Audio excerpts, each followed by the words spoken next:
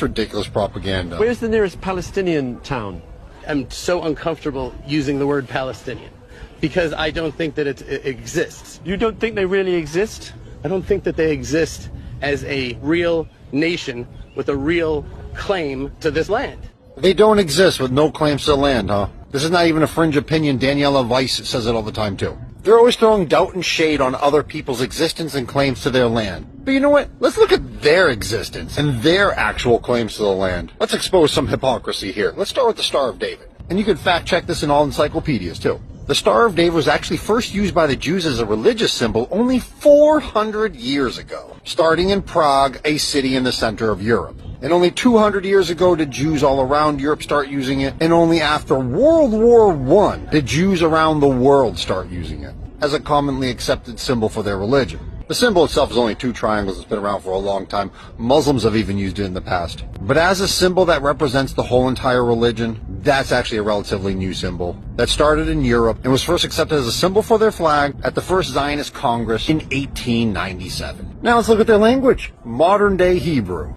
And we got to go to Eliezer ben Yehuda for this one. He revived the language, but also is very incomplete. About 30 to 40%, about a third of modern day Hebrew language was invented by this man right here. And he died in the 1920s. The Hebrew language stopped existing for a long time, and its recreation with all its added words only came back late 1800s, early 1900s. Look him up. Now, as far as their bloodline and ancestry, and their claims to that land that they call Israel, let's talk about this man's ancestors right here. The Ashkenazi converted to Judaism, and that was only about 1,300 years ago. His ancestors are not the same people of Moses or in the Old Testament Bible. The Ashkenazi came from the Khazarian Empire, which sits right in between Europe and the Middle East. And here's a map of the Khazarian Empire. As you can see, it's far from modern-day Israel. They have no ties to that land. This man's ancestors converted, for God's sakes. And they're committing acts of genocide for the creation of a state they have no ties to. In modern-day Ashkenazi, even though their ancestors were between the Middle East and Europe, and not belonging to either one, most of them migrated to Europe and stayed there for over 1,000 years. So that's why their appearances reflect more of the European side than Arab side. But they're so spread out, DNA testing on each individual will have to determine what they really are.